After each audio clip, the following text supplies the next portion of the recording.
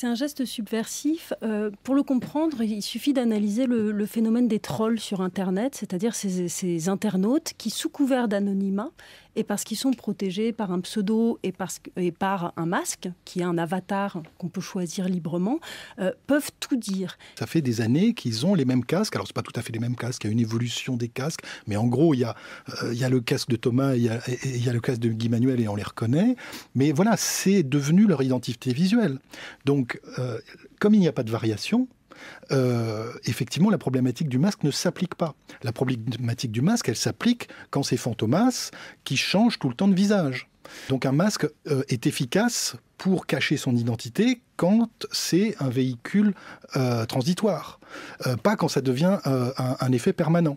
Quand vous êtes le masque de fer, ça devient votre identité. Ce n'est plus, c'est moins une façon de se cacher que d'être reconnu. Il y a ce vieux rêve d'incarner des espèces de subjectivités non humaines, de se faire animaux ou de se faire machines, qui est une chose évidemment importante et qui est une chose contemporaine aussi. Et puis, il y a, je crois, quelque chose qui est assez propre aux musiques électriques et électroniques, qui est d'aller contre ce qui a défini, au fond, très longtemps le rock'n'roll, c'est-à-dire l'authenticité, la mise à nu. Le visage peut être aussi notre meilleur masque.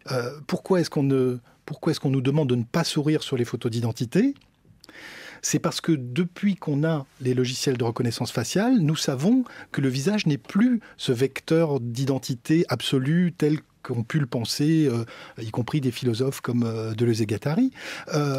En réalité, un logiciel de reconnaissance faciale ne peut nous reconnaître que dans une certaine marge, et il ne faut pas trop, si vous voulez, il faut pas trop le serrer, sinon il n'arrive plus à vous différencier, vous, de quelqu'un d'autre.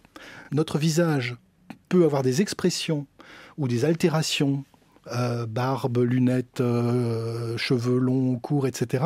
Donc toutes ces variations font qu'un même visage peut plus dissembler de lui-même que de quelqu'un d'autre. On ne se ressemble qu'à certaines conditions. Il y a toujours eu deux tendances de ce côté-là des musiques populaires, qui étaient d'une part l'exhibition de soi, de son corps, de son intériorité, etc.